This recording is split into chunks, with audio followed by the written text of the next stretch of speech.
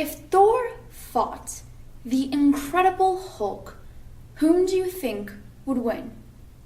When Captain Sully landed his airplane in the Hudson River, saving 155 people, how do you think he felt?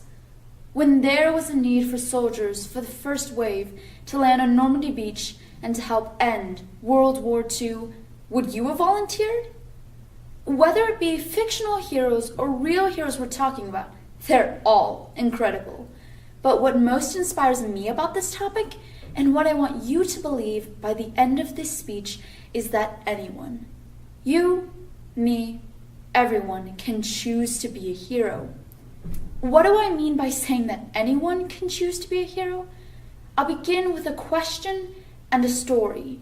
My question is, who in here has ever been afraid to talk to someone, like a teacher or parent?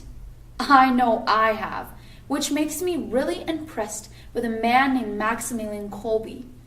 In 1941, in the Auschwitz concentration camp in Poland, Mr. Kolbe had a decision to make. Should he step out of line and talk to the commander who hated him? Now, next to him in line stood a man condemned to death, a man with a wife and children. Should Mr. Kolbe, a single man, take the death sentence of this husband, this father? I'm not sure what you would have done. In fact, I don't even know what I would have done. But what I know is that Mr. Kolbe took that risk and stepped forward. He died, and the other prisoner lived. Wow, that's what I call amazing. But as amazing as that is, it doesn't prove my point. Remember when I said that anyone can choose to be a hero? But how many of us will be in a concentration camp? How many of us will die so that someone else can live? If that's what it takes to be a hero, very few people in this room would be one. So, I need to defend my belief even more. And to do that, I'll tell you another story. This one more recent. In 1988, my parents were preparing to be married. They took a class from a priest named Father Tiffany. Father opened up his talk with a question. Who in here would jump in front of a bus to save the person you came with? Everyone in the room raised their hand. Father continued, that's great, but it's probably not going to happen. Then Father asked a more important question. How many of you will jump in front of the little buses that come your way, such as taking care of the baby in the middle of the night or taking out the trash in the middle of a storm? Father Tiffany was teaching that love is love. It is the same whether it's stepping in front of a big bus or a little one. And I believe that he was right.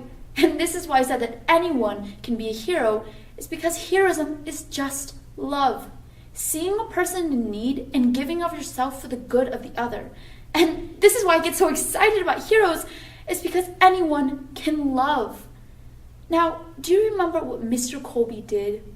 Do you realize that he was cold and hungry and tired in that concentration camp? He had every right to think of only himself, but instead, he looked around and he saw other people suffering.